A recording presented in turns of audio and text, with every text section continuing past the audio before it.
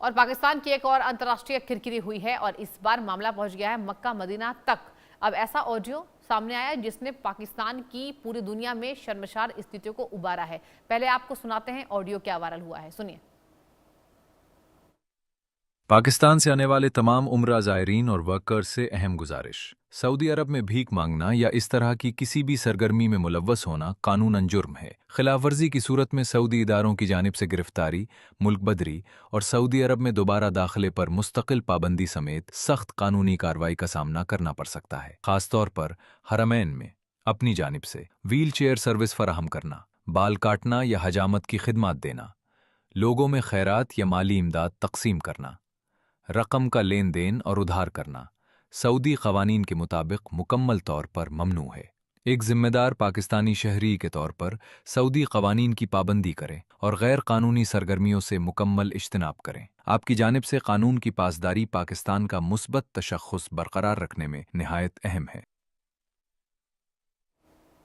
और बता दें आपको, सऊदी अरब में पाकिस्तान नागरिकों से जुड़े कथित भीख मांगने के मामले के बीच पाकिस्तान के दूतावास ने अपने ही नागरिकों को सख्त चेतावनी जारी की है। उमराह के लिए सऊदी अरब जाने वाले यात्रियों और वहां काम करने वाले पाकिस्तानियों से कहा गया है कि वे स्थानीय कानूनी और वीजा की शर्तों का पूरी तरह पालन करें। नियम तोड़ने पर गिरफ्तारी, हिरासत और निर्वासन तक की कार्रवाई हो सकती है। पाकिस्तानी दूतावास ने खासतौर पर भीख मांगने, बिना अनुमति पैसा इकट्ठा करने और पवित्र स्थलों के आसपास अनधिकृत तरीके से आर्थिक सहायता बांटने से बचने को कहा है। मक्का और मदीना में ऐसे किसी भी काम से दूर रहने की हिदायत दी गई है जिससे सऊदी कानून अनुमति नहीं देता है।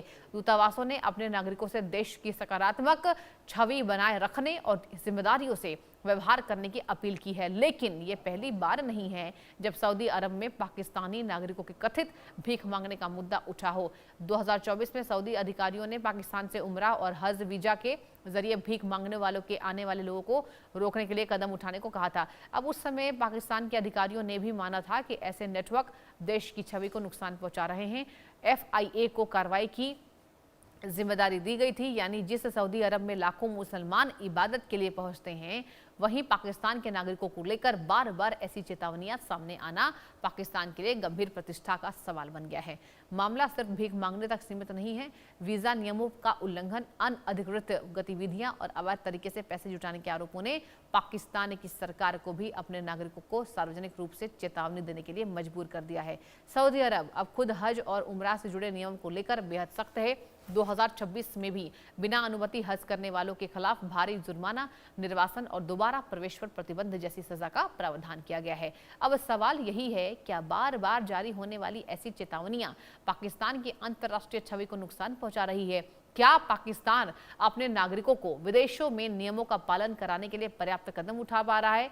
सऊदी दूतावास की ताजा एडवाइजरी ने इन सवालों को एक बार फिर से चर्चा के केंद्र में लाकर रख दिया है। एक बार फिर से आप कह लीजिए कि पाकिस्तान की किरकिरें जो है पूरे विश्व में होती नजर आई है।